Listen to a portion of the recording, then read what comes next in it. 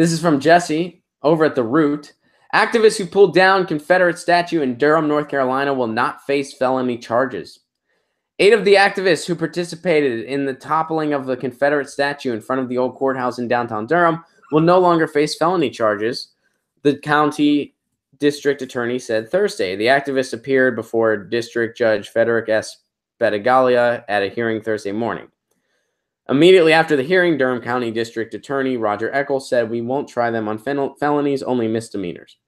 The 8 activists are represented by North Carolina Central University law professor Scott Holmes. Holmes, who said in November that the felony charges would be dropped, did not have a comment on Thursday morning. He could have been like, "Told you so. Boom, got him dropped. Lawyer, yeah." But he didn't do that. He's a humble man. Humble man. All right, so let's see. And you guys remember when that happened. Like, you guys remember in Durham, a big group of citizens overtoppled a Confederate statue. And then later, when the police arrested some of the activists, and I'm just kind of going on my memory here, a big group of people, like just a ton of citizens, just showed up to turn themselves in an act of solidarity, which was powerful. And this was an act of civil disobedience that was justified.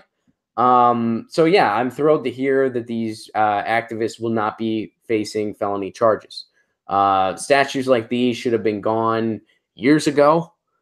You know, they don't belong in public monuments. It's just not, you know, it's one of those things, and we can, everybody's had this heritage conversation, and they've made these bogus comparisons of other figures in history that also have, you know, did the forefathers do a lot of terrible things? Abso-freaking-lutely.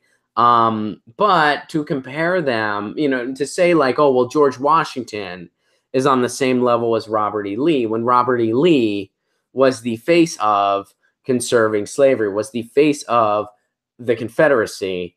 You know, those aren't one and the same. You're comparing apples and oranges. You're engaging in a whataboutism to try to justify something that we just shouldn't tolerate anymore. It's a matter of these do not belong because these do not reflect the values of the contemporary United States. They don't belong in a courthouse. They are symbols of repression, and that's what they're there for. Nobody put up a symbol, like nobody put up a George Washington statue to make members of society feel oppressed. I'm sure some people felt oppressed by it, but that's a different discussion for a different day. But that was never the intention. The intention of these Confederate monuments were to make recently freed black slaves feel like, oh, wait a second, don't get excited. Don't think that you're equal. Don't think that you have rights yet. No, we're still here to remind you. That's what those emblems were for. That's what they were put there for. That's what those statues represent. That's why they were there in the first place. So it represents an ugly, racist past meant to oppress. Just like, you know, just like the argument for the Confederate flag. No, it's not a heritage thing. This was a flag that was just a battle flag that was later readopted by the KKK. So anyway, you know, without getting too far off on this, I'm glad they're not facing felony charges. I think that's the right thing. I think it was an act of justified political disobedience. And I'm glad to hear there will be no felony charges. Hey guys, thanks for watching. That was a clip from Get Your News On with Ron, the world's first viewer-curated streaming news show.